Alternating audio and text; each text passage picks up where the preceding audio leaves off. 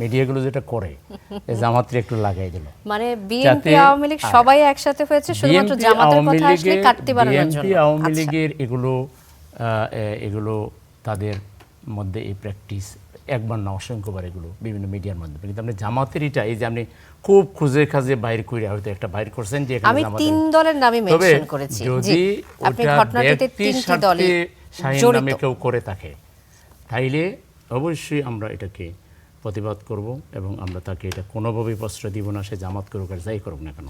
আর বিষয়টা যদি হয় এটা কোনো সামষ্টিক স্বার্থে সে এটা যথার্থ কর্তৃপক্ষের কাছে যাক, এই জন্য কোনো সামষ্টিক স্বার্থের জন্য কাজ করে থাকে, বিষয়টা আমি আপনার কাছ থেকে প্রথম শুনলাম।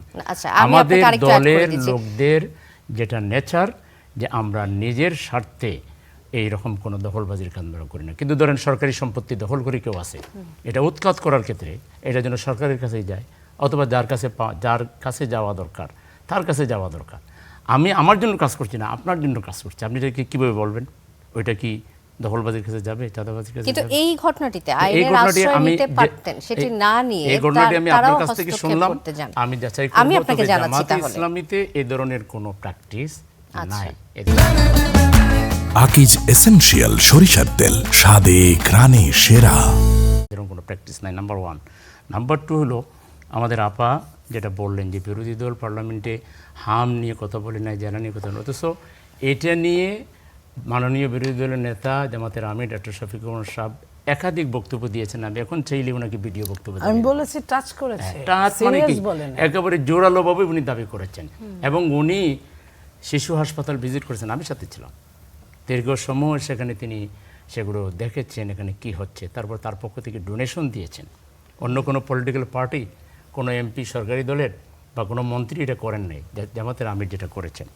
তো এই জন্য বিরোধী দল যা বলবে সরকার সেটাই সঠিকভাবে জবাব দিবে বা জবাব দিচ্ছে, বিষয়টা এরকম না। এখানে সংখ্যাগরিষ্ঠতার একটা আপনার জোর বা শক্তি ব্যবহার করে বিএনপি ইচ্ছে মতো কিন্তু সব কিছু ফাঁস করে নিচ্ছে। এখানে আপনি বিরোধী দল যা চিল্লাইল আপনি চিল্লাইবেন, কিন্তু বাস্তবে আপনার তো সেই পরিমাণ মেজরিটি সিট নাই যেটা নিয়ে আপনি এটাকে ঠেকাইয়া দিতে পারবেন। বিএনপির যেহেতু ভোট মেজরিটি আছে, তারা সেই মেজরিটি ব্যবহার অতীতের মতোই চলছে পার্লামেন্টে। নতুন আপনি এইটুকু বলতে পারেন যে ওখানে বিরোধী দলের এমপিরা কথা বলতে পারতেছে, কিছুটা হলেও আগের চেয়ে বেশি বলতে পারতেছে, কিন্তু এখানে যে খুব বড় কোনো ফ্রুটফুল আউটকাম আছে আমরা সেটা বলবো না।